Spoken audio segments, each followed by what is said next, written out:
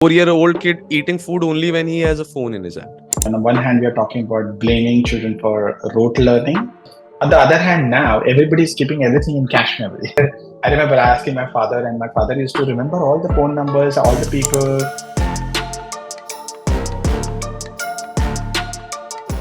Hello everyone, welcome to EdTalk podcast, and this is the second episode of EdTalk.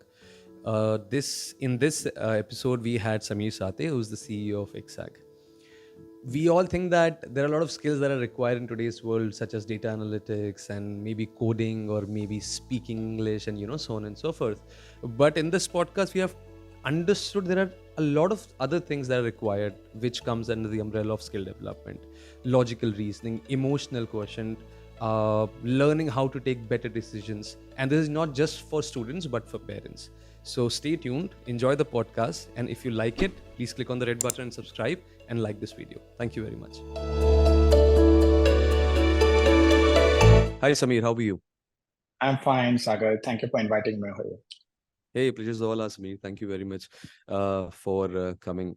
While I and my team were doing research over you and KOVIDA-EKSAQ, we came across a lot of things, how you guys are trying to add value to the education through skill development and how all of this is adding up. What's the real problem? So we're going to dwell down on everything. But before that, let's just set right context for the audience. So what were the things that were keeping you busy before being in the basket of KOVIDA-EKSAQ and, being a CEO there? So I had about 3 decades of my career in equity research, strategy consulting largely, and implementation, working for corporates and businesses as our clients and some of the state governments as well. And spent a significant amount of time there, learned the real world challenges that are out there. And then spent about 4 to 5 years at a global philanthropy, wherein I thought that it was important to sort of have a right mix of capitalism and socialism, and I need to give it back to the society after having experience of transforming the organizations, strategizing, implementing, actually getting the transformation done in terms of people, processes, platforms. And then I saw a plethora of sort of disconnects that are there in the society. And I felt it was important to sort of give it back. And so I spent some time in philanthropy. And now, with this wealth of experience of 3 decades, I want to really do something substantial in the field of education and skilling. It is when I realized that there is a massive disconnect in terms of what the world needs and what the world is supplied with in terms of talent. And we are spending billions of dollars on skilling the adults. And I realized that unless we do something in education fundamentally, it will be hard to sort of prevent a skills crisis, which we are actually already experiencing, and it's going to become more intense as the time goes back. So now, before I came to KOVIDA-EKSAQ, I knew that it had to be skilling done at the education at the children level to be able to prevent the skills gap, and that's exactly what I've set out to do at KOVIDA-EKSAQ. Yeah, no, that makes sense. I mean, if you see it as a timeline, that the early student phase is the right way to create a stronger foundation from skill development standpoint. What's the gap? You said that you saw a lot of gap in the education. What is that? Are there some specifications that are there, or is it region wise also? Is it country wise also that India is facing something like this and then US face something like that? Can you just put that in perspective for us? Skilling is a very interesting subject because one has to deal with skills at different levels, different dimensions. Today, the gap that I see in the world is primarily because we lack in our basic competencies, basic skills. Now, what are those? If I were to really ask you, when did you learn for the first time to manage these podcasts with so many people? When did you learn to plan your work well? When did you learn to know exactly what is to be developed in terms of the interview setup that you're doing with me today? And when did you learn that skill specifically? I'm probably 99% sure that you learned it in your adulthood and you did not learn it as a child. Now, some of the skills like time management, some of the skills like managing oneself, some of the skills like managing people, some of the skills like asking questions to learn better are not taught when you're a child. And that has tremendous implications on one's life because, research is very clear that the children who are uh, able to do well in their lives are inherently predisposed to understanding how they could respond better to the external stimuli better. And that requires continuous learning, that requires being adaptive, that requires being resilient to all the challenges that we might face, that requires one to really have deep control over one's energy levels. Now, no curriculum today in the world teaches you, right? No curriculum in today teaches you how to question. Questioning is a skill, for example. Now, if you don't know how to question, you can't learn better because learning is all about questions and answers. There is a curiosity, there is an inquisitiveness, there is a willingness to understand things better, unfathom them, right? So, and basically, when you want to really demystify things, you want to really fathom them, you want to understand what is the core of it, and that curiosity, if it is not generated in you as a child, then it's hard for that person to learn later in life, right? So some of these skills are a big gap today in the world. So it's a big mismatch. So today, which is why spending one out of every three individuals need to really upskill them, himself or herself, to be able to cope up with what is demanded out there, right? Um, we think that by 2030, about 80 to 90% of the working force today we have across industries, across nations, across countries, including India, of course, will need to upskill, else will be irrelevant in tomorrow's society. Now, that's a significant number, right? And we have done our internal study wherein we believe that there is a cost to the economy, global world economy, anywhere between 4.8 to 6.5 trillion dollars. But that's a mammoth number. That's a massive number, right? So these are the skills gaps which are there today, right? And you have another technology coming in big way, right? People don't know how to deal with technology. People don't know how to use technology. They have been hearing those buzzwords, for example. There is always a dilemma in terms of what are the skills required in terms of using technology versus humans. We are all dealing with this day in and day out, right? And if those skills are trained, those skills are given to individuals right when they are in their schools, it will become far, far better for the society, for the economy, and for individuals themselves. So I feel that these skills are fundamentally a big gap today, and it's a global problem. It's not really only localized India-specific problem. Yeah, no, makes sense. Are you talking about being a catalyst in the cognitive space? Because that's where people learn a lot of things, and it's all about timeline, I guess. As you said, I learned how to do this podcast. My team did it when I guess we were 25, 26, and we just went through it because we saw it somewhere, and then just curiosity came.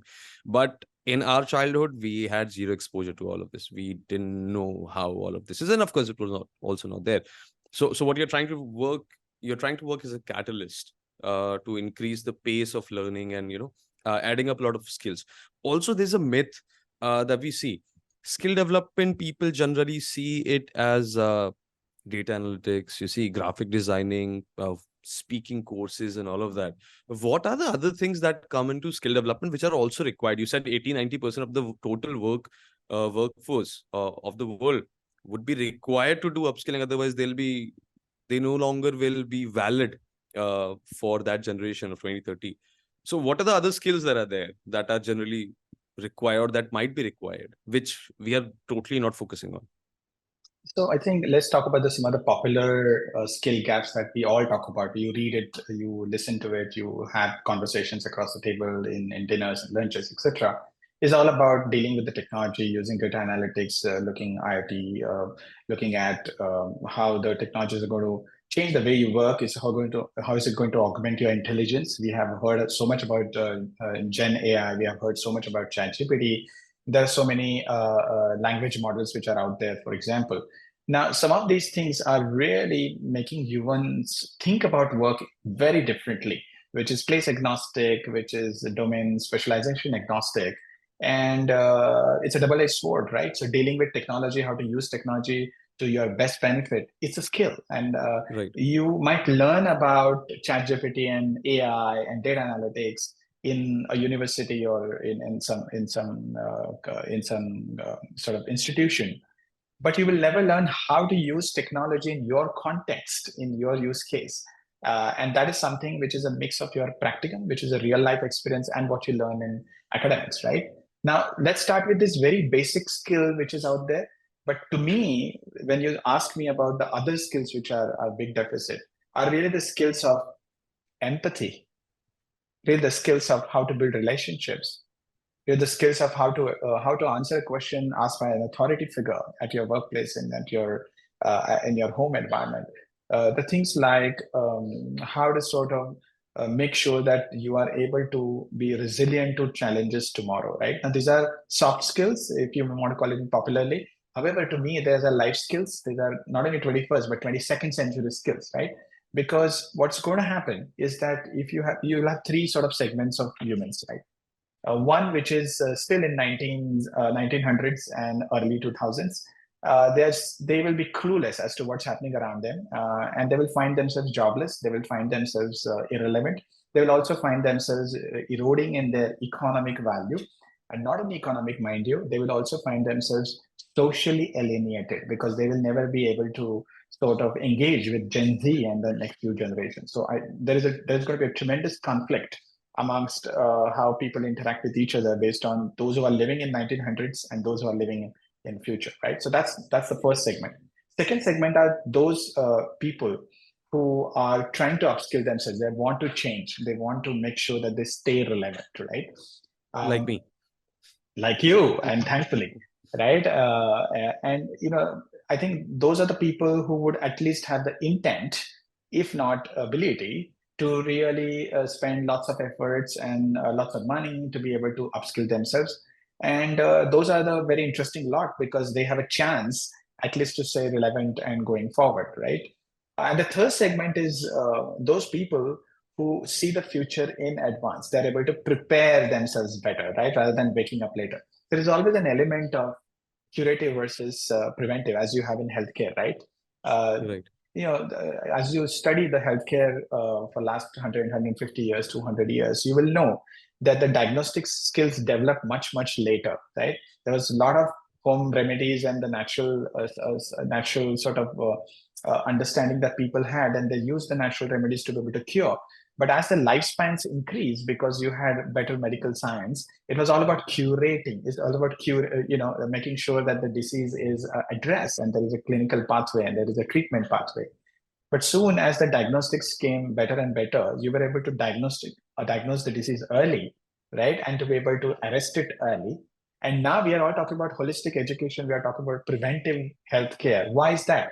Because it's costlier, it's socially very, very disengaging and demotivating to spend your resources. When I say resources, it means time, energy, money, everything, attention, to correct the things. It's much easier and smarter to prevent those things to happen, right? Right. So that's the third segment of the society that you will find those people who are able to anticipate, those who are able to understand what is going to take for them to survive better.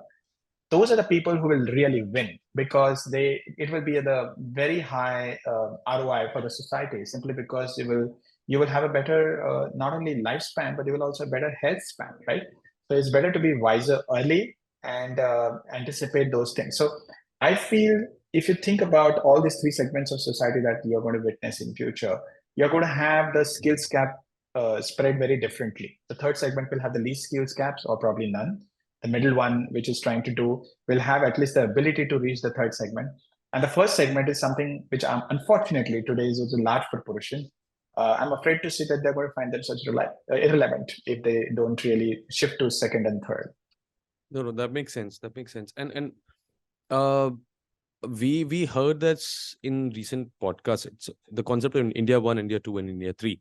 I guess that also goes here. That's what I'm talking about from uh, from our local context, from a nationwide because we are like a lot.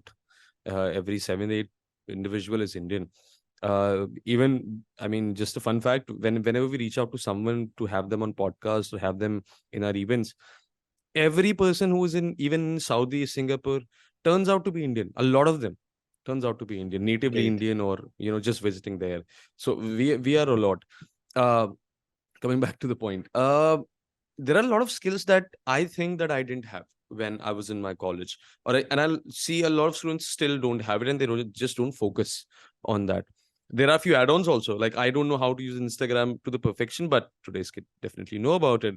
But the perception or the context of skill depends on from where you are seeing it. Let's talk about very basics. You talked about empathy. Considering that I don't know anything, and then starting from zero again, that's what I guess it should mean.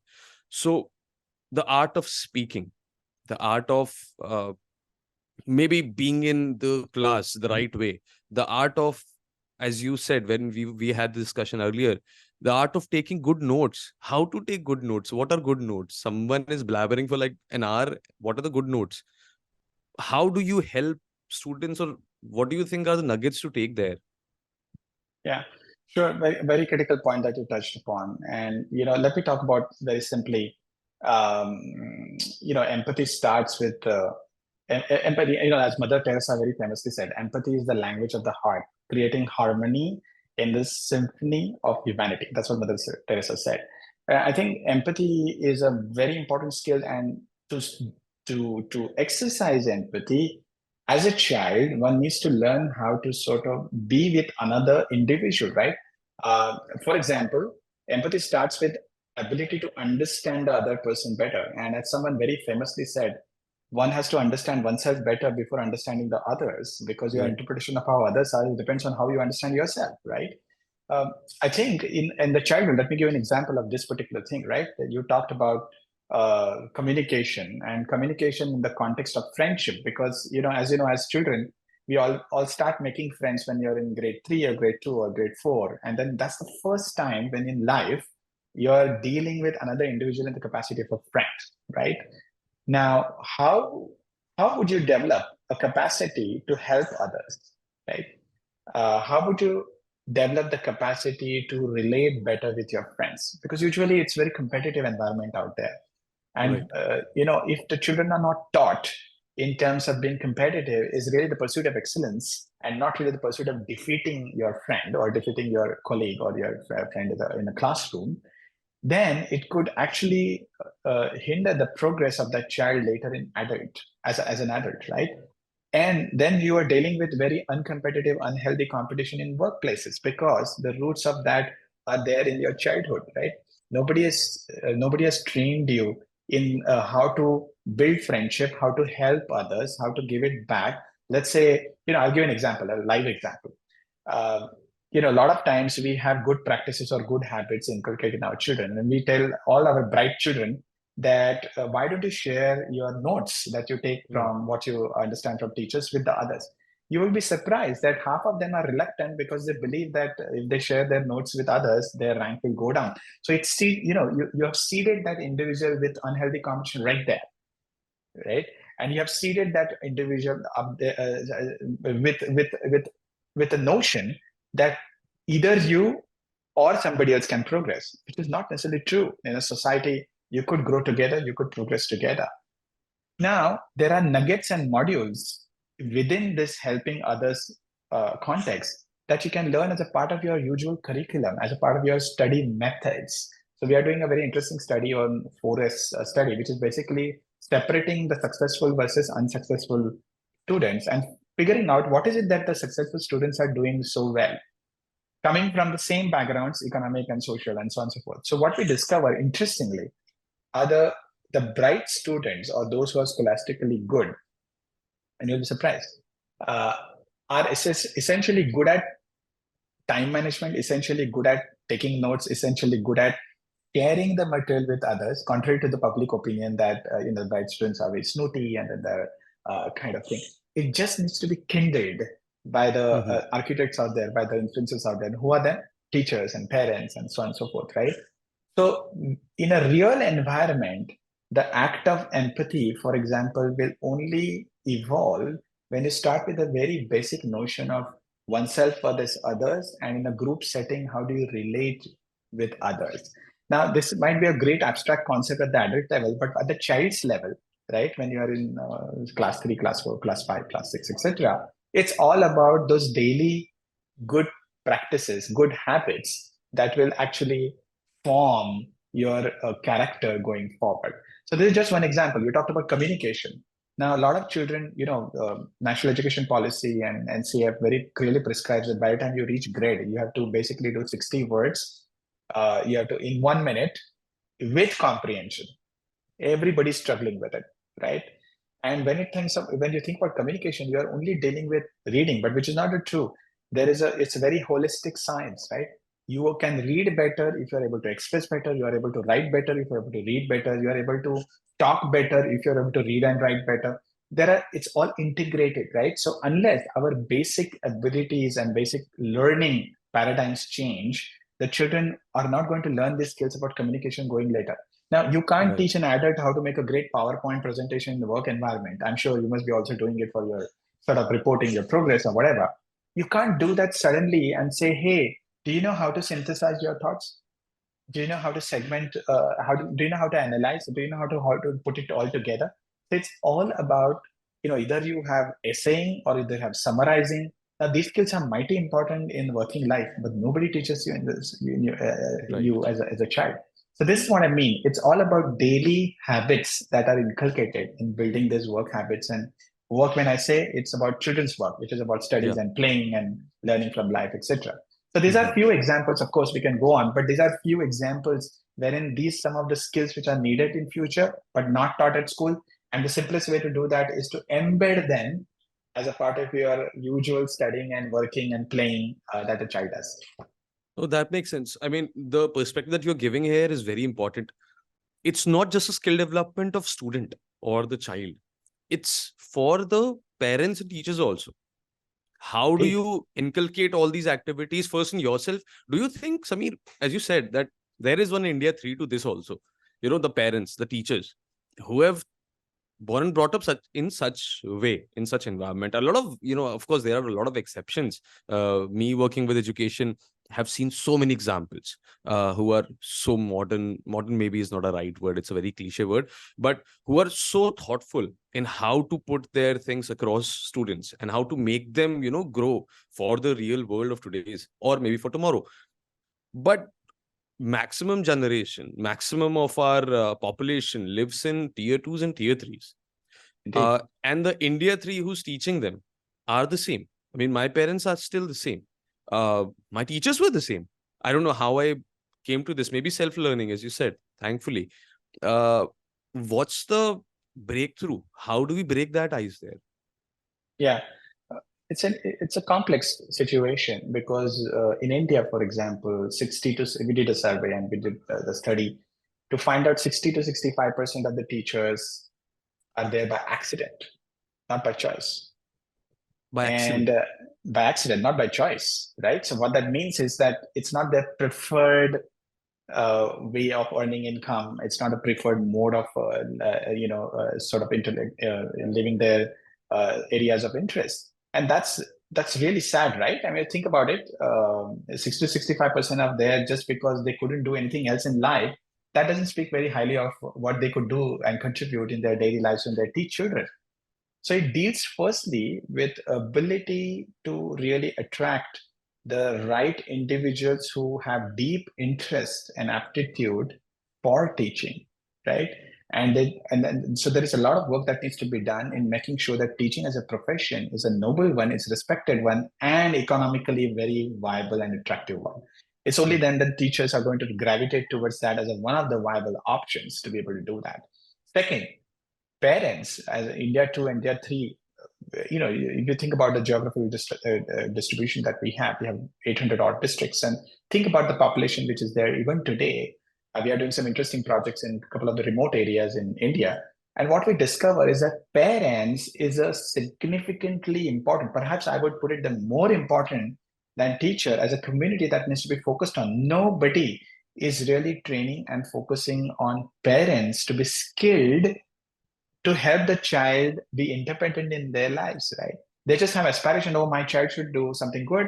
They put them in the good school. They are not economically, they're from sort of backward backgrounds or compromised Sorry, Samir, backgrounds. I want to deep dive into this. Do you think it's a Sure. harsh word, maybe? Do you think that parents uh, also see their students as a kind of investment? They give them something. They give them such a good life, good education, and then in return they want them to be there for them, which is, of course, morally it's very correct. But the thought of thinking it as an investment is not right. That's what I think. Do you think, because you're, as you said, you're working with so many and remote places, what's going on there? Am I absolutely wrong? Well, I think let me contextualize this. Let's take a poor family. Let's take a use case of poor family. Uh, I don't know whether you read this Challenges of Global Poverty and the thesis by Duflo and Banerjee, the famous economists, the Nobel I'm going to this thing. do that after this. Yeah. One of the very important things that we discover in poor families that they especially used to have lots of children. You know why? Because they thought about ROI. They thought about investment. They said, let me hedge my bets. If out of 5 children of mine or 4 children of mine, if one or two are able to sort of lead their lives better, I still gain. This was an economic choice, apart from not being aware of family planning, etc. But this is an economic choice. Of course, now with the increased awareness and things like that, they are doing better. But there's an interesting fact. Now let's look at rich families, right? Somebody who's coming from wealthy backgrounds, they don't have to worry about money and things like that. You will find incidents that in earlier times they used to have lots of children because they wanted to basically make sure that they maximize wealth through propensity. So the driver was maximizing there. Here it was about optimizing in poor families. And now you will see both are looking at family planning and cutting down in terms of how many children they want to have. And when you think about investment in a child, it is not only about economics, it's about social, it's about emotional, it's also about making sure that the child is there for them in their old age. And there is nothing wrong about it. So Yeah. to answer your question, I don't think parents are wrong Yeah. in Yeah. believing or expecting their children to support them. However, if you look at the current state of how the things are, I believe that their role should be to provide and not to expect, uh, just to be on the safer side of the coin, right? Tomorrow, children are not going to be sticking around in the places that they grew in. You will have lots of students, really going to other places, other locations because they want to explore the world. Gone are the days when children used to be confined to or the generations used to be confined to same place, right, for years and for decades and for centuries. Now you will see much more mobility, right? And because of that mobility, it's always in the old age, parents will find it tougher to shift to any other location. You and I all must have experienced it. And the old people don't want to generally shift there because they have set habits and they have set sort of environment and set context which they don't want to change, right?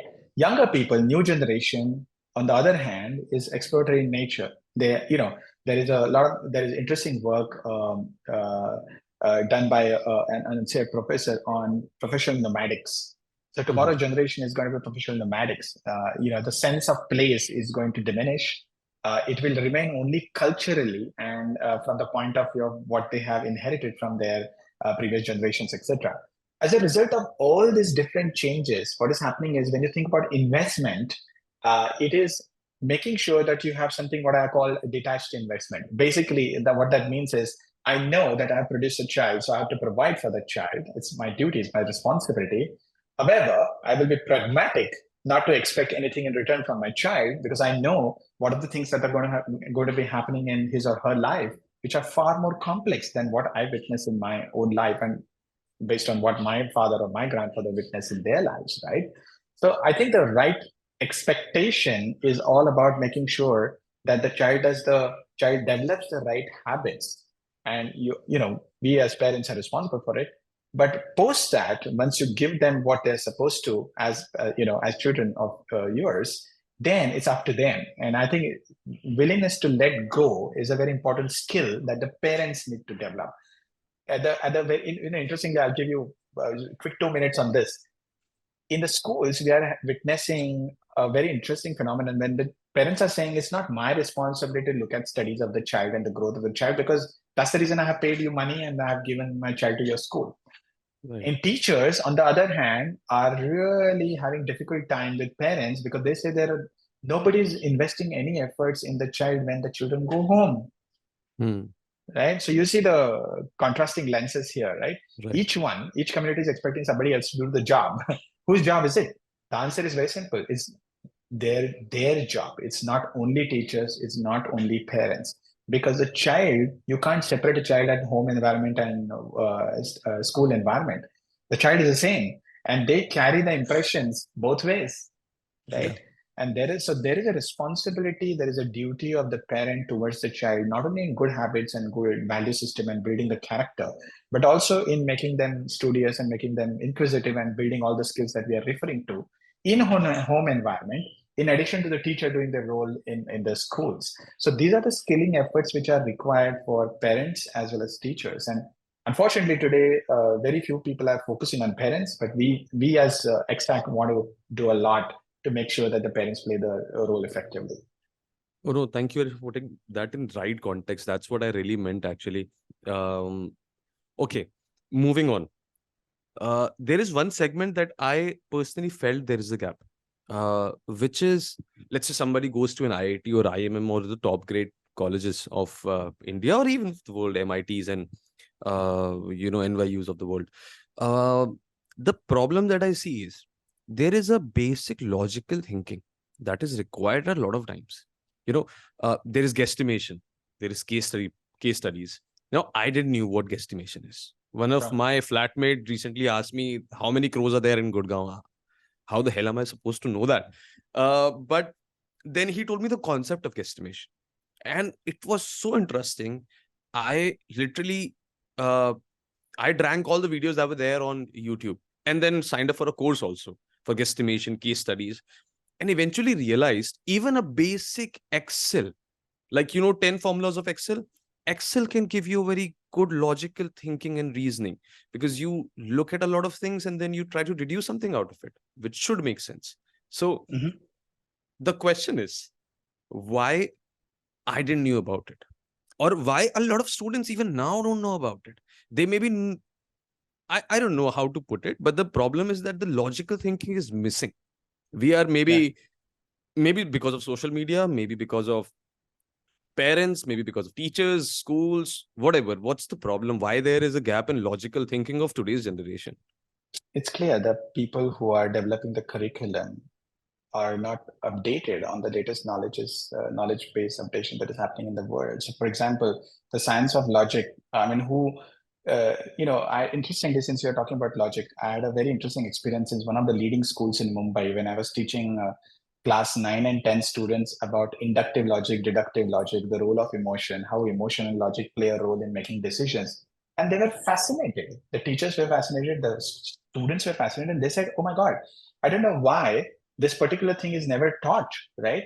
And you have biology, you have chemistry, you have physics and environment sciences now, which is out there, but nobody's really focusing on how biology and chemistry and environment play a role together when you are making a decision. And logic is all about making sure that you are able to respond to the stimuli in a constructive way using either inductive or deductive logic, and also your emotions that play a role in making you decide certain things, right? Now, It's heavy. Can you put it in more simpler I will manner? do that. Also, what I'll is do that. inductive and deductive logic? Yeah, I mean, that's a big subject matter. Okay, It's let's about, leave that. But just put it in but let me layman explain to terms. you. Let me explain to you. Right now, you have certain observations and you make inferences. Right.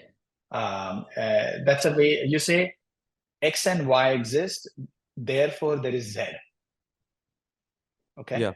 And then you say, oh, I see Z, therefore, and I investigate, I diagnose, and I figure out X and Y existed because of Z. Right now, Mhm. it's from left to right and from right to left, right? And then when you're thinking about you're trying to explain a certain phenomenon, when you're trying to basically unfathom, demystify, certain things, basically unravel certain things, you need to understand that what are the variables that are impacting a particular outcome, right? So, for example, a good quality of a podcast is dependent on so many variables. It depends on the variable of as the speaker. It depends on the variable of who is doing the podcast. It depends on the setting. It depends on acoustics. It depends on whether I'm in a good mood today, whether you're in a good mood today. It depends on whether we are prepared well. It depends on how you're going to position this to. There are 1,000 variables, for example. Now, nobody teaches a child in school that when you're thinking about a concept, how can you think about all these variables and then decide what is independent, dependent variable? Now, in mathematics, if you're familiar with this, so these terms are always used in formula, right?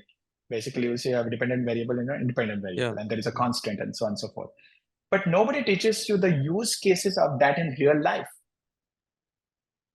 right? So, just by learning a mathematical equation of dependent independent variable without its application to the real world is not going to make that child stick in its head the concept of logic, because logic forces you to put math around the variables which are going to determine the output or the outcome, right? Now, how do you know the relationship between the two variables? That's where the logic comes into picture, right? Now, if the child is not taught how to do that, for that particular student, it will remain only a mathematics, a dull, boring subject, and with the entire world is afraid of, unfortunately. But it's such a bloody interesting subject. It's such a fascinating subject if you were to really look at the relevance of mathematics in real life and look at logic and look at emotion in the context of real life applications. So this is just one or two examples of how you can relate your real life variables, infuse that with the concept of logic, and then make the child learn how to decide based on that logic. That makes sense. They put it very correct. I mean, that's what I meant when I was telling you about that. Even 10 formulas of Excel make you think so logically in a lot of scenarios. Maybe while you're ordering from Blinkit or Zepto also, a lot of times.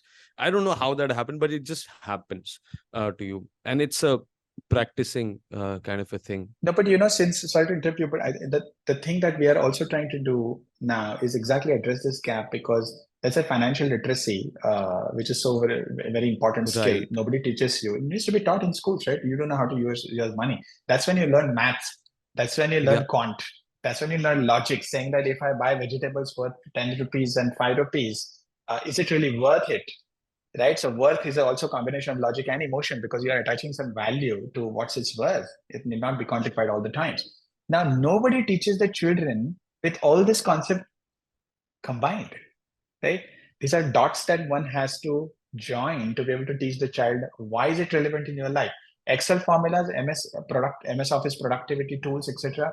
I strongly believe that children need to learn it. And thankfully, there are certain schools and certain boards who are taking this initiative and they are doing it. But it's nothing compared to our size, right? And that needs to be Yeah. done Yeah. in every damn school, in every district, in every block, in every community. Yeah. Financial education, you rightly tapped on. Debt crisis is going on right now around the globe. In India, I guess everyone is in some credit card debt, some personal loan debt, and some kind of debt is there. Around me, I guess, I don't know, I can't put it that way, but in tier one, I've seen like 8 people out of 10 are in debt, some kind of debt. How is Yeah. that happening? I don't know. But rightly said, financial literacy is very much required. And I urge EKSAQ to kind of do something about it. Go Yeah. to schools, do something, try to add it into the curriculum, or just go to CBSE and ICSEs of the world and just ask them, please just involve this in your curriculum. It's very required. No, okay. Now, the major problem that I see is digital. Uh, Mhm. this was made to make us smart. It's making us very dumb nowadays. That's what I at least that's what I feel. Um, New innovations, TikToks and shorts and reels, are reducing the attention span. Even 4 minutes in every 4 minute, I've recently heard of 40 seconds. I'm not sure, some bizarre number. No Anyways, problem. so there's some bizarre number, 40 seconds or 4 minutes. The scene has to change. There has to be something new. Otherwise, people will lose their interest in what they're watching. So, what can be done for students? Because everyone is on phone. Yeah. I see a 4-year-old kid eating food only when he has a phone in his hand, or Yeah, which baby is shark unfortunate. Yeah. do. All Yeah. these are very required for them to do. But how do you see it? You tell me the exact scenario. Well, it's quite a sad situation. I mean, it's a dichotomy. On the one hand, we are talking about blaming children for rote learning, right? Because that's how we have ages has been taught to children by rote, and that's not really inculcating good learning. On the other hand, now everybody's keeping everything in cache memory, right? Yeah. Which is why you have phones and everything, right? Earlier, I remember asking my father, and my father used to remember all the phone numbers, all the people, all the faces, right? So it was there in his mind, right? Now, for everything, there is a reference, ready reckoner. So one doesn't have to store that in the memory, right? Uh, no, it's good and bad. Why is it good? Because it allows you to look at synthesizing it, interpreting it, and spend more time in doing that and focus your energies over there rather than just storing it in your memory and therefore spending your time and energy on doing that. Why is it bad? Simply because one has forgotten how memory plays a very important function in learning, right? So on one hand, if you really sort of look at the value chain of learning, you basically have a stimuli through your sensory systems. You understand certain things, you comprehend certain things, you analyze certain things, then you synthesize it, and then you express it, right? In between this whole journey, there is a big function of memory, and I've studied psychology by training. So, what is in your unconscious and what is in unconscious, you must have heard of these terms, right? It's human mind even today has not been able to demystify completely how unconscious is really surfacing in conscious whenever the situations arise. But it's in the conscious memory, if you store certain knowledge or certain information, it helps you to understand the patterns and the patterns a little better. Now, you refer to digital, right? So one of the things that we are doing in data analytics, which uses a lot of digital sort of techniques to be able to seek the patterns, right? So today, if you feed in a computer with large data and then you ask the computer what are the patterns, they will be able to do it as long as there is a data intelligence and analytics software and then you're using artificial intelligence to be able to do that. But it requires a lot of data inputs, right? Basically.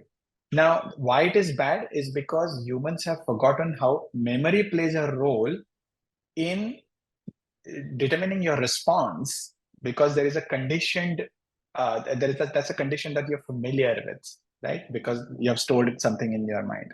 On the other hand, people who keep everything in cache and don't want to do anything because they are so dependent on the gadgets, like you mentioned, have forgotten that, right? So they are unable to sort of process it and compare and tally on their own. Now you take away all these gadgets, you take away computer, you take away laptop, you take away data intelligence, you take away AI, they will not be able to live in nature on their own. So today, nowadays, when people search for flats, they look at sun, they look at ventilation, and they look at internet connectivity, Right. right? Imagine, right? 20, 30 years, 40, 50, say 100 years ago, who looked at internet connectivity? Nobody, right? So we have forgotten how to be living naturally. This is the bad impact of that, right? And when it comes, and that's very important from the perspective of longevity. If you look at some of the studies in Japanese society and some other societies or communities which live longer, one of the things that they happy and content life, the people who were able to lead that were the people who lived in nature, transacted with nature, engaged with nature, significantly more than those people who had short lifespans or short health spans or unhappy in life. What does Mhm. that tell you? It tells you that while living your daily life in working environment or studying environment, all these tools are super important because you need to use them as tools, not as masters. And unfortunately, we have become servants and they have Right. become masters. We should treat them as servants and we becoming masters. While they are important, it's incredibly equally and more important to have happiness and a sense of purpose and sense of calm and better health, mental, spiritual, emotional, and physical, if one lives with nature. And memory allowed you to do that because your dependency was much lower on these gadgets. So you'll find therefore older generation, they spend more time in nature. Right. So it's the deficit of something can also steer you in a good way, and the sort of availability of something can also steer in a very different way. So Yeah. there are positives, there are negatives of all this whole digital revolution that we are talking about, but one has to be very aware and cognizant of the fact that one needs to use these tools as tools, like I said, repeated, right? One has to understand that it has a role to play, but it has only a limited role to play, and the life is not equal to that, right? Life is a sum of many other things. Right. Right. So you agree that the digital is a reason for a lot of bad things that are going on with students. I'm trying to be particular with students right now. Of course, Uh, how do we solve that? I think one of the most important topics which is being talked about in the world today is ethical use of AI, right? You must have heard of this, and Yeah. there are Yeah. lots of papers being talked about, and the experts. And in some of the conversation that I have with some of the experts, uh, it's an unsolved problem, by the way. So, when you're dealing with the student community and learning community, and frankly, the way I think about it is not really in childhood, because you are a student for life. Today, the Yeah. individuals who refuse to be students for life will die, or will die a miserable death. That's my clear observation. Because if you don't learn, you won't be happier. The learning allows you to be happier. That's what I sincerely believe in. Now, if you think about student community and think about ethical use, and it's going to be dangerous, and the best way to do that is firstly deciding collectively together between teachers and principals and parents and students what is the right use case, or what is the right application of any technology that we are talking about. Today you see only clamor, you see only conflicts, you see only debates, and you see lack of conviction that what one is doing in the school is really going to be net benefit for my child, right? So parents do not know whether it's a good thing or bad thing. Mostly Right. they see the bad thing, because they will see, oh, it's just some child is, let's say a student goes to pornography and then looks at all those things, right? The parent immediately will get disturbed. On the other hand, you could use the same tool for tremendous augmentation of the study preparation that the child does for the exams, for example. Now, all this requires training, my friend. It requires a continuous training to teachers and parents to make them aware, appreciate that there is going to be a judicious mix of these tools and technologies, and then make sure that the right things are delivered to students at the right time. Now, a lot of these things are not put in the form of policy, not put in the form of structured thinking, not put in the form after studying the use cases out there. And somebody has a whim and fancy, yeah, let's use it, and then you use it, and then you're dealing with the after effects later. So I Yeah. think it's all about right inculcation and right training that is required for teachers and parents and every community that is out there for students. That makes sense. So far from our conversation, Samir, what I can figure out is that student skill development, individual skill development is very much required. It is there. It is given for the future. But the role of parents and teachers is coming so important, and we a lot of times generally miss that. A lot of organizations, Scalers and Udemy's, and I don't know whether I should name them or not. They're doing a great job in helping people like me, small ticket size, learning great skills. Nothing for student, nothing for parents. They go there, sign up, learn something, and then try to inculcate that in their life simultaneously for their offsprings at the same time. Um, Yeah. and I remember in this conversation you also mentioned teachers. 60%, more than 60% of the teachers didn't want to be teachers, based on a study. And then there is supposed to be a financial incentive attached to that, so that people are more interested in teaching. How do you think that barrier can be, break? Yeah.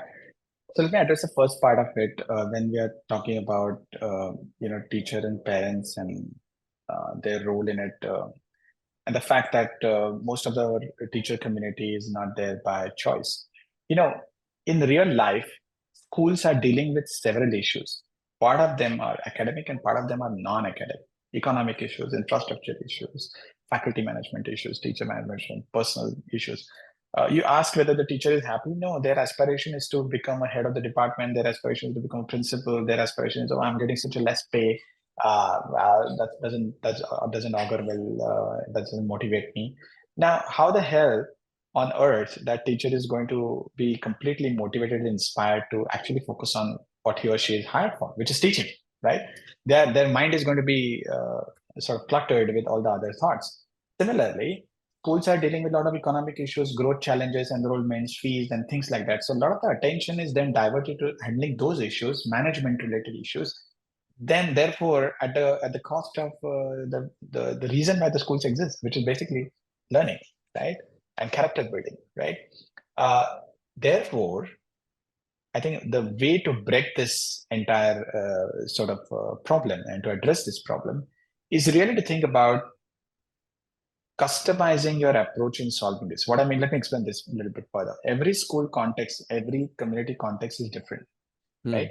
So therefore, what we have done is that we have taken a consultative approach, not a standardized approach. And part of the blame for why a lot of the current edtech companies are focusing on only students and only technology is because what the capital market wants them to do is basically to scale up fast. And we all know that in a self-serve model and technology-led model, you scale fast, right? Or you ought to scale fast. Whether you're really sort of adding to the bottom line is a different question. But you scale fast, at least in terms of reaching. So there is a trade-off between reach and richness. Richness, and I always have used this simple principle of quality and speed and scale. And I've authored a couple of articles on that. It's basically, you will find quality and speed don't go well together. If you are fast, you tend to compromise on quality. If you're good at quality, then you are generally slow and not very fast. If you build scale, then sometimes quality is at a cost. And if you build huge quality, then you can't scale up faster. So you are never going to get these three dimensions optimized. But the successful organizations do that very well. Now, because most of the organizations today in EdTech and all this, and frankly, 80% of them are not really creating value to the bottom line, right? So they are, in a sense, destroying the value and not adding value, right? Eroding the value. So part of the problem is what incentivizes these people to provide solutions to this community that requires it, which is basically communities like students and teachers and parents, right? Part of the problem is because the nature of the issues that the schools face is multidimensional: economic, social, academic, non-academic. And part of the problem is, when I talk about customization, is basically everybody thinks about having one solution that fits all. Yeah. And that's inherently a wrong approach, right? What your school needs at that point of time is going to be very different from the other school, maybe 3 kilometers away, is going to need, because the people are different, decision makers are different, situations are different, their contexts are different. Yes, granted, there some of the problems are common. Yeah. But the approaches to solve the problem need to be customized. And this is where generally I don't find that industry is taking enough number of steps to be able to do that. They're trying to have one solution that fits all, which is why to a certain extent it will succeed, certain extent will not succeed. And if it doesn't succeed, then you have loss of faith and confidence, and then it doesn't become sustainable. Because people will think about, oh my God, I've spent so much money, I've done all this, but nothing. Where are the outcomes?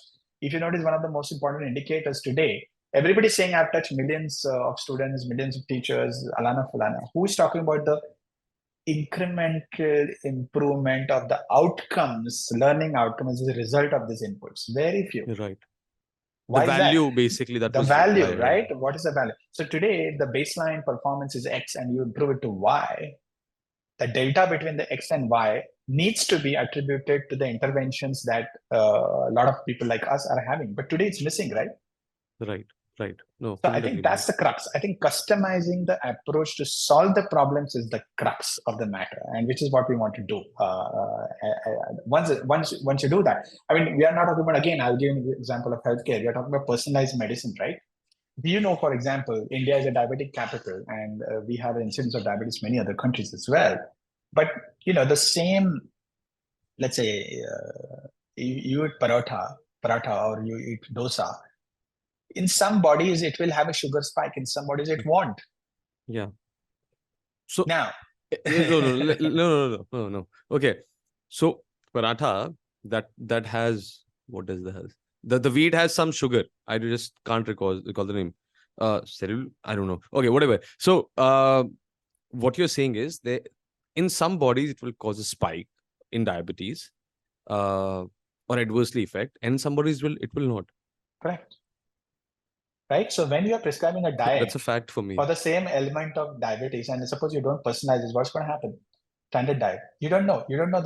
Now today, like CGM patch, which is continuous glucose monitoring patches come. It's an advent of technology which allows you to monitor The glucose levels patches. on a regular basis, Yeah. right? Yeah. What it allows you to do to correlate that with the food that you have eaten. Now, for a moment, use this analogy in the school environment and education skilling. You know which student needs what, and you're personalizing and individualizing your education intervention. Why wouldn't you become successful? You will. Yeah. Even in one class of 30 students, every student is not successful, right? Every student is not made of the same interests and aptitudes and abilities and things like that, right? Now, how on earth can you, there could be common principles, right? So there are certain things that you do, which you know they are good habits and will anyway benefit anybody, right? But your interventions need to be personalized for the simple reason if you were to up the average quality of learning across the students, right? If you want to improve the Yeah. skewness, yeah, for some students it will be brilliant. And for some students it will mean nothing. That doesn't help. Yeah. Yeah. No, that makes sense. But it's very intensive. I mean, what you are trying to do, what EKSAQ is trying to do, uh, it requires a lot of patience and a lot of deep study, uh, going back to the time, I mean, not really, but going back in the, uh, as you say, 800 odd districts, so many schools, going to different schools, talking to them, maybe finding out their problem. Maybe school don't know what the problem is. You're trying to figure out the problem and then give them a customized solution which is working for them. Is it difficult for you to convince a lot of schools that this is what we are going to do? Yeah, yes and no. For certain schools, they understand very quickly. For certain schools, it takes longer simply because there is a knowledge deficit that exists, and which is fine, which is there in every industry, not only in education skilling. So you ought to choose, if your objective is to basically lift the economy and lift the overall quality, you need to make sure that your interventions are customized to every segment. If you Right. choose to address only problems of only certain types of schools or certain types of communities, then you will have approach which is different, right? Right. Right. So I think what we have chosen to do and what we want to do, and I personally as well as the organization, is really to make sure that we up the overall average of India and not to increase the skewness because it has social implications. It has social, all the sustainable development goals. They talk about a lot of the social emotional impact that one could have if one does the solutioning in a democratic manner and yet without compromising on excellence and what is world class, right? And that's a hard problem to solve. I'm not saying it's easy. To answer your question, it is a hard problem to solve, but life without solving hard problems is no fun. Yeah, yeah, that's the kick. That's the kick. And you rightly said, increasing average will impact more or will give us more as a country than doing what the other organizations are doing. So kudos to you, first of all. Thank you for doing what you're doing. Uh, Now let's talk about something which is even growing faster in India: entrepreneurship. Everybody's an entrepreneur. Few of my friends open a restaurant and they call themselves entrepreneur. I thought they are called as restaurant wala. That's it. Mithai wala or restaurant wala, kachori wala. But now everyone is an entrepreneur. And the concept is different. It's a great feeling to call yourself as an entrepreneur. But not everybody has their entrepreneurial skill with them. Mhm. Uh, Mhm. as you said, you must have looked at, you recently, as you said, you did a data analysis, or you're trying to do a data analysis where successful students and they're not successful, Sure. and then going down that and finding out what's the gap. What's the reason? 80%, 90% startups end. Uh, Maybe because of a lot of reasons. But there are a lot of interpersonal skills that are also required to become a good entrepreneur. Have Of course. a entrepreneur's soul with you. I don't think a lot of them have it. How you are adding up to this problem? Or first of all, tell us what's the problem? Why is it happening? Yeah. Entrepreneurship, and I spent significant amount of my life helping entrepreneurs and thinking about sort of helping the job creators, right? A lot of us are focusing on job seekers and to improve their skills, but what about job creators?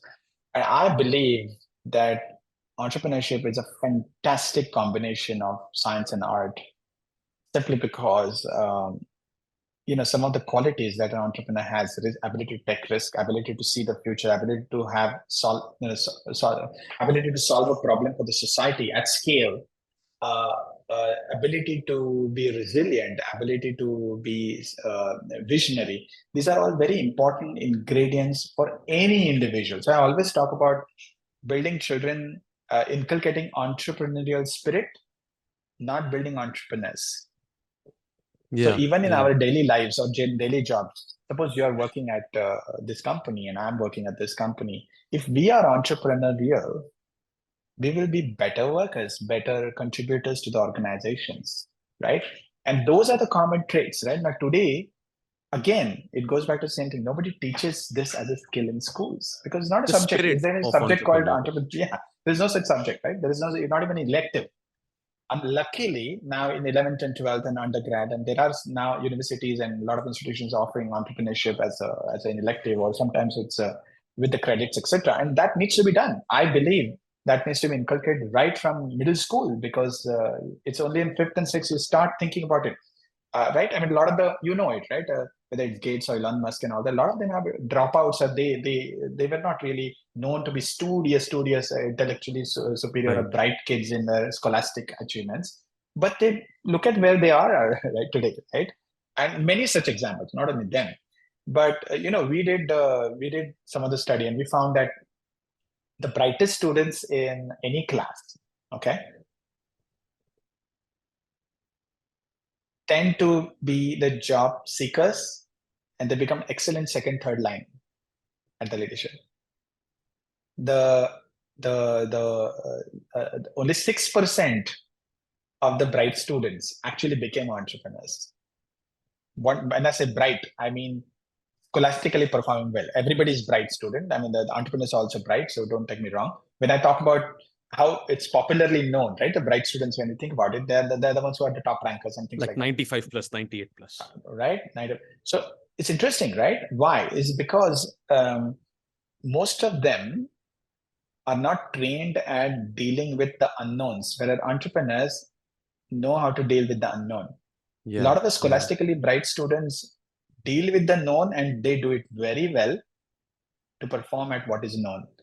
But while dealing with unknown and while dealing with risky situations or dealing with or the risk appetite of the students who become entrepreneurs is very different from the scholastically bright people who don't want any risk. They want to make sure everything goes right. They want to have exact visibility of what's going to happen in the exam. They prepare very well. They study very well, and they excel.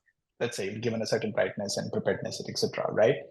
But the other entrepreneurially driven students are always thinking about taking risk in some way, and they're comfortable with taking risk. Now imagine you have a combination of entrepreneurship and scholastically top ranking students. Wouldn't world become a better place? Yeah. Right? Now, if that is taught as a skill in school, you you know 10 years, 15 years, 20 years later, we will have a very different India. We'll have a very different world, guaranteed, because the ability of these students to prosper and live and take risks and think about solving a problem at scale, these are all the habits that will really spur them to do things that they otherwise wouldn't have done, and therefore wouldn't help the society. Remember, entrepreneurs help the society because they're solving a problem at scale that helps the society, Right. whereas the scholastically bright people help themselves very well. They do very well in life, assumedly, but they can't necessarily help the societies until they reach a decision-making power. And why do you think, therefore, a lot of the Fortune 500 companies and a lot of the top companies pick up the students from business schools in Harvard and Stanford and all these universities? They're good Because for the entrepreneurship, top three lines. top three, right? I mean, the top three entrepreneurs creating are in the US, for example, are Stanford and Yale and Dartmouth. And why do you think Harvard? Why do you think these schools do that? It's because they are trying to bridge the skill which otherwise would have been taught or should have been taught in schools. Right. Right. Imagine Whoa, a whoa. future 50 years later that you will have this skill taught in every school. Then imagine what is likely to happen to Harvards and Yales and Stanfords of the world. Right, right. But when we talk about teaching all those skills in school, the curriculum has to change, you know. The government has to come in the play and the exam should happen in such a way, because I heard it somewhere uh, that if there is an exam to in the end of any learning, then that is not right. I mean, if that sets the prejudice that, whether you're intelligent or you're dumb or you're whatever you want to call it, I mean, I don't want to use those words, but with lack of vocabulary with me, uh, if that is the case, that's where we lose a lot of interest. Yeah. So government has to come in the play. The world has to Which is unite where, for doing this. yeah, indeed. I mean, it takes all hands. It takes a village, as they say. From policy making perspective, one good point is that India is learning that. India, therefore, in the NEP 2020 and 2023 curriculum framework, has tried to link education to competency based rather than very exam oriented. It has also tried to make it holistic. So one of our first things that we are doing at EKSAQ is to look at a holistic progress card for students. So that inculcates the habit in the educators to be able to design the curriculum, NCERT, and even now the state boards are moving to NCERT, a lot of them, to be able to make the child become holistic and face the real life situations far better. Because the fundamental driver in linking it to competencies which are required to learn better, to work better, to live better, right? And if you trace it back, therefore, there is a recognition. However, implementation is tougher than just concept, right? In India, implementation anyway is very tough because of our complexity, diversity, and all that, right? So yes, policy making needs to do that. Curriculum needs to be developed, which is why I mentioned earlier. It's just that curriculum developers are not updating what they need to teach the children in a manner that will make them contextually and relevant today and tomorrow. It's all about yesterday and day before yesterday. They will just look at understanding the history, which is important, but its application to current and future is more important. But that's what is going to happen in their futures, right? So curriculum developers need to be really updated. So the future that I envision, or I would rather say will become successful, is a live curriculum, what I call. So what you taught in the previous batch, in previous year, need not be the same even this year, because the environment and context is changing so rapidly. But the rate at which the curriculum is changing are maybe 3 years, 4 years, 5 years, 6 years, 7 years. How is it going to help? Obviously not, right? Right. So our rate of change has to exceed or equal to the rate of change externally. And education skilling is happening opposite, especially in the primary levels. No, that makes right? sense. That makes sense. That makes sense. Um, Skills, educations, everything is interconnected. Empathy. We started the conversation from empathy. That's the keyword. Yeah. Spiritually, we used to be very strong. We are still strong, I believe. How does spirituality or culture sensitivity, play a role in students' life, and how required is it to have culture sensitivity, some kind of spirituality? Now, the definition of spirituality can be something else for maybe who's working in a corporate or maybe who's a pandit. But to put it on an average, how does that impact a student or maybe people who are associated with students? Yeah, I think you touched on a very important topic, and this is one of the things that we are mulling over at EKSAQ and even individually, personally, because I'm interested in this subject. You see, our scriptures talked about health at different levels. They talked about physical health, they talked about mental health, they talked about emotional health, they talked about intellectual and spiritual layers, all this. They have talked about it amply. And the holistic nature of health needs to deal with all these levels and dimensions of health. You see, today's textbooks, they don't deal with all these levels. They just deal with, well, that too also not very convincingly, only at the physical level, right? Now, there's this subject which is taught to youth, which is home science and nutrition. You must have heard of this, right? Yeah. I wonder, why is it not taught in grade 1 and grade 2 as a part of biology, for example? Right? What we eat, how we play, how we think, how we emote deals with the spiritual health also, because when you are purifying those levels, you are able to have better spiritual health as well, right?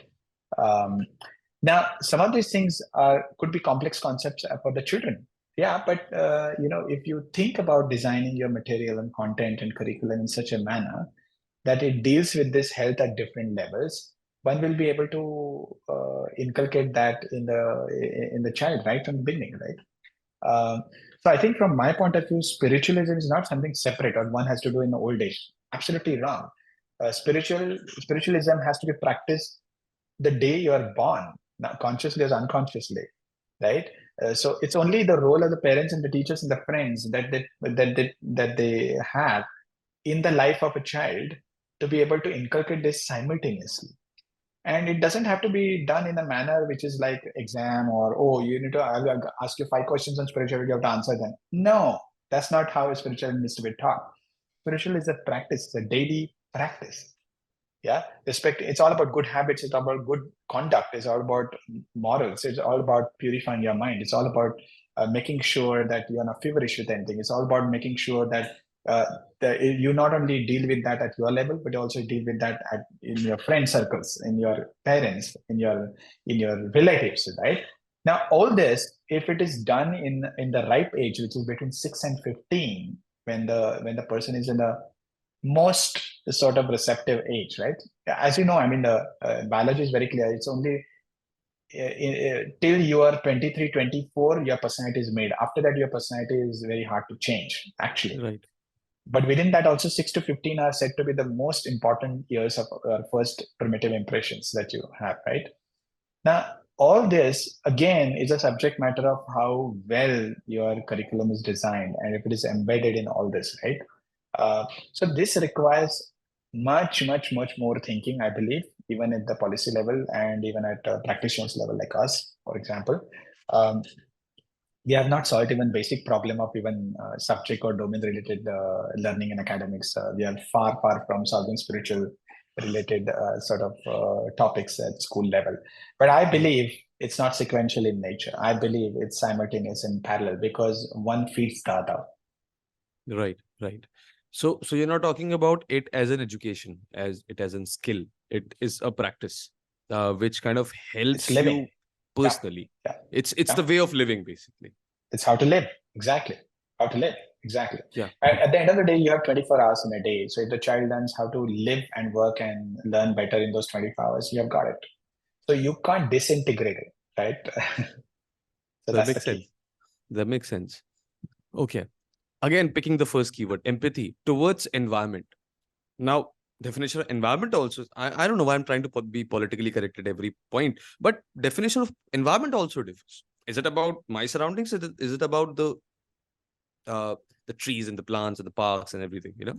How does this empathy towards environment uh, will make better future for the new offsprings? I'll offer you an argument here. Is the survival, deals with survival. One has to really realize that if one doesn't pay attention to environment, one's survival is at stake. For many, it's not an urgent problem. It's a nice to think about, oh, environment friendly, sustainability, Glaciers are melting, they'll cliches. just Oh, wow, will nice. happen. Little realizing that is an urgent problem. Our next generation is going to have, unfortunately, earth in poorer state than what we experience and what our grandfathers and grandmothers experience. And we are living a very bad environment for our new generation, which is a sense of responsibility. So I think the day we make it an urgent problem and it's a survival issue and people realize it's a survival issue, we will change dramatically. They won't think it's something different or something that they need to do it separately. A lot of them, like my daughter, for example, she's 21, and in her friend circle, I always ask her, "Do you discuss environment? What do you feel about environment?" But you'll be surprised. A lot of them, for a lot of them, they are very aware, and it comes very naturally to them. They tell us they don't use paper. They tell us, hey, we need to be careful. You know why? Because deep down, they are also worried about their own futures. It's about Right. survival at the end of the day, right? And we have evolved, our whole instincts are designed in such a manner that we have survival instincts. So when we realize that environment degradation or our ability to pay attention to environmental factors is going to cause us survive, we will change. Today, it's not happening. It's an additional thing to be Right. learned and to be taught. Right. We think of this is something coming in future, Yeah, but it's an yeah, immediate future. It's like tomorrow. exactly, exactly. I would say it is today. I Yeah, You are it in is today. You are in Mumbai. The AQIs, I guess, are better there. In Delhi and Gurgaon, 1 month back, we saw Yeah, it look like yeah, an apocalypse. It just looked yes, like that, and we were yes, discussing that this is what we are breathing. Like even if yeah, I don't smoke right now, I'm smoking 20 cigarettes. Let's just smoke one. It's yeah, 21. It doesn't make yeah, any difference to me, to my health. So we exactly. are already, living in that. Okay, Suffering. Yeah. catch up question is, Samir. Uh, do you think a lot of uh, population that is migrating to tier ones uh, will start migrating to tier twos and tier threes because of what we are doing to our environment in this? And of course it has started going to tier twos and tier threes, and we see AQIs there 300 400, which is like, we think it is common, but it is so hazardous for our health. It's Indeed. outrageous. So do you think that we will see that day that tier ones and ones will no longer be tier ones, because a lot of people will start moving to tier twos and tier threes, and ultimately we'll ruin that place also? Yeah, that's a I would say this is feasible scenario. I would say fairly probable. So we can't discount it. I mean, you know, I'll give a simple example. I visited Nainital some 6 7 times. Nainital, which is a famous tourist place. I remember Nainital in 80s. I remember Nainital in 90s. I remember Nainital now. Is vastly different. So humans have unfortunately a a habit of destroying what is good. And one of the examples is Nainital, for example, with no open cement there. But this is what is being done to many cities, many towns, many villages, wherein Right. you have the purity, you have the nature, you go there, you bring in the modernism because you want to live in that, and then you destroy what is good about that place, Right. right? Uh, Not a good idea. So what I expect to happen really is that if there are economic opportunities created in all the major districts of India, for example, you will have less of migration in the first place in any case. A lot of the states that we are talking about are really worried about the talent flight. You know what they're asking us to do. They're saying that, hey, all this is fine, but my youth is going somewhere else because there are no opportunities here. Now, that is causing migrations to what we call formation of cities and urban centers. And it's an incredibly important topic for growth, for economic growth, for social growth, etc. But the real growth will happen if India becomes inclusive, with less of migration and creating opportunities where people belong to. Right. Right. That makes That's sense. the way to That makes think sense. about it. If you were to think about the net impact. No, that makes sense. That makes sense. We have talked about a lot of things so far. We have talked about digital. We've talked about skill development for kids, for for students and for parents, for teachers, and we have almost touched upon a lot of things. Emotional health, financial literacy is required, spirituality, culture sensitivity. There are few things that we have not really talked about. Uh, and I was kind of looking at my notes. Sorry viewers, I keep my notes with me. I don't want to just miss on important topics. While we were talking about phones, I see it as a media. Uh, we don't understand what's true, what's not, what's right. Is media leading? Is making us? Is media making us lead the way they want us to lead? You know, is the data making us do that, or simply media literacy is also required? You Of see, course. how does that work? What does this, first of all, what does media literacy means, and how do you think it can be taught? Yeah. Firstly, media literacy, like any other thing, is being familiar with how to use it. Again, uh, note that I'm saying how to use it, right, as a tool, as a lever, as a vehicle to whatever you want to do in life, right? The problems start happening when one lives a different life in media, right? And the persona in media life is different from one's natural purpose persona. That's when the problems start to occur, right?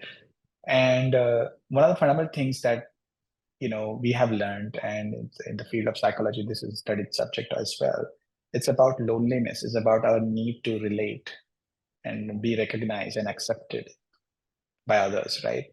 So one has a deficit of it. You will find one is filling that void uh, by making sure that one is leading a media-rich life, if I were to sort of call it that way. And it has, again, like any other thing in life, it has pluses and minuses. It has pros and cons. It has advantages, disadvantages. So today's media is necessary simply because it's an excellent way of reaching out and relating with others. The moment you start getting embroiled in it and you live life because the media wants you to live life, you are leading a different life, and that's unnatural. Right. And always remember, when you are dealing with unnatural or things that you otherwise wouldn't have done, but you're doing it because somebody else is saying it, you will have a conflict. And that conflict has impact on the health. Always. Physical, mental, emotional, etc. Right? You start living in simulation. Exactly. So it's basically you're socially being recognized or you're socially being accepted. But that does not mean that you're your natural self out there. You Right. have you always have emotional regulation. You will put up a persona which media likes, right? But if that persona is in conflict with your natural persona that you want to pursue otherwise, then it becomes a problem. So I think my only guidance to every individual is figure out whether what you are doing in media is what you would not have done if you were alone, sitting on some island, and does it come naturally to you? That's the question to ask. If the answer is no, then be very careful because it's a slippery road. So that would be my only guidance. Right. See, what you're saying, Samir, is it sounds very Hollywoodish or Bollywoodish. You see, you think about it. If you're sitting on an island, you will not do that. You will not do this. But what's the real practice? How do I make myself detached from this simulation of my second world, which is not the real It's world? very simple. You have a simple measure that how much of your time you are spending on media. Just measure it. If you don't measure it, you will not know. I mean, when you wake up, do you see your phone? Yeah. That's very different exercise, right? So, and the point is all about let me go back to my earlier discussion points that you and I had in this podcast. We talked about energy management. We talked about time management, right? You figure out how much of your energy and time is going into managing media, and then you will have an answer. If it's disproportionately high at the cost of doing some fundamentally other things that you're learning, you will know it. You will know it. So simple, practical life thing that you need to do is to simply measure what you are doing on media, ask yourself why you're doing that on media, what's a real fundamental reason, and then figure out how much of your time and energy is going into it. If you find yourself drained and if you find yourself not having any satisfaction and you find yourself being addicted to it, you will know that immediately. Like an alcoholic will know whether one is addicted or not, for example. Yeah, it doesn't take a genius. So I think every person will need to measure this clearly. Otherwise, we will never sort of crack it. That makes sense. I just wanted to understand the starting point of realizing it because I also want to realize it. So yeah, Measure I it, guess simple measure it. Yeah. I'm going to measure it starting from today. Perfect. Samir, we have You know, talked one about a lot of interesting things. example there, Yeah. Microsoft has done a lot of these things. They always tell you how much of the screen time you are spending. You know that, right? Yeah. I know about, I have a Samsung and it also tells me Tells you, right? how much time you're Correct. spending on. So why have they done it? They have done it, A, to look at data analytics because they will gather data of the usage habits of the people. But it also solves another problem, right? It also tells you whether it's disproportionate high value. Oh, I have spent 35% of my time on the screen this week. Is it good, bad, ugly? At least I'm thinking. If you don't measure Right. it, you will never know. Right. Again, it all comes down to logical thinking and, it goes back to that kind of literacy. Oh, everything is interconnected. Even media literacy is connected to some It other is. It is. logical thinking or literacy. It is. Perfect. Perfect.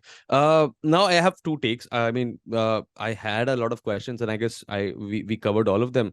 Uh, Most important of all of it, for me at least, is decision making.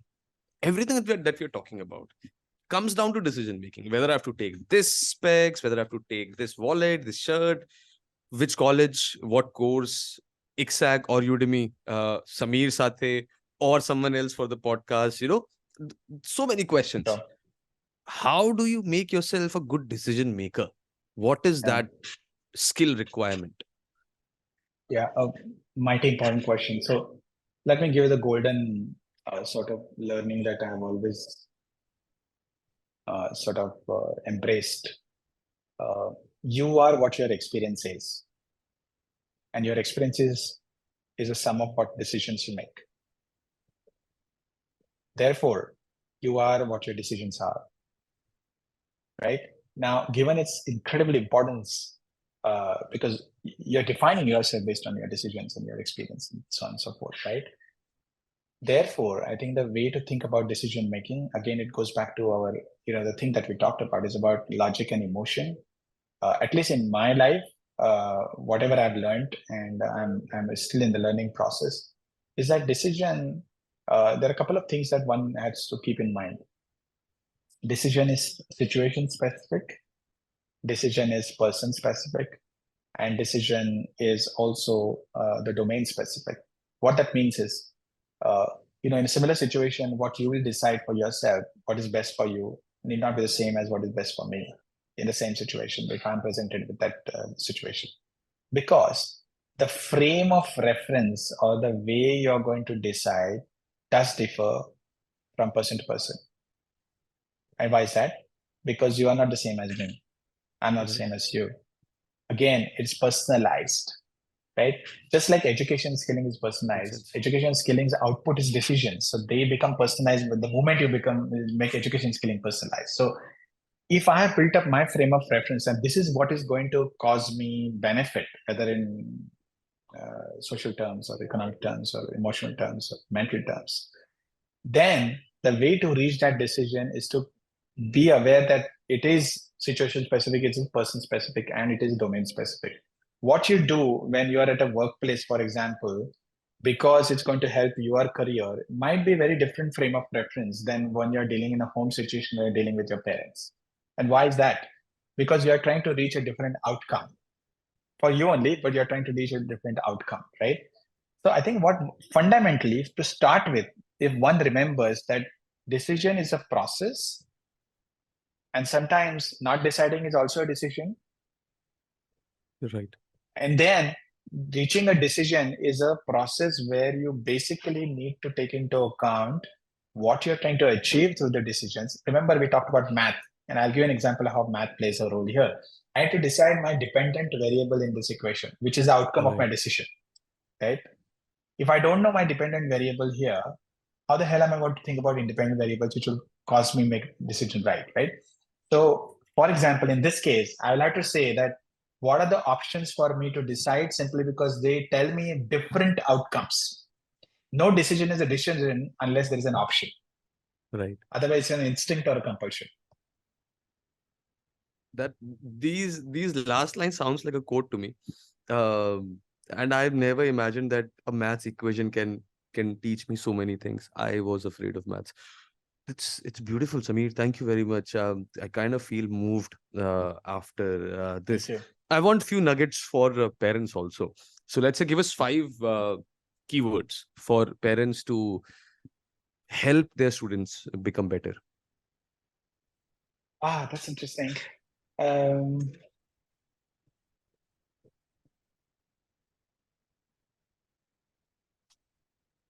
yeah, I would say purpose, preparedness, learning, It's purpose, preparedness, earning, learning, learning. Sorry, learning. I'm being capitalistic. Learning. But yeah, learning, not earning, learning. Uh, health span and lifespan. I will just put these two words. Health span, lifespan.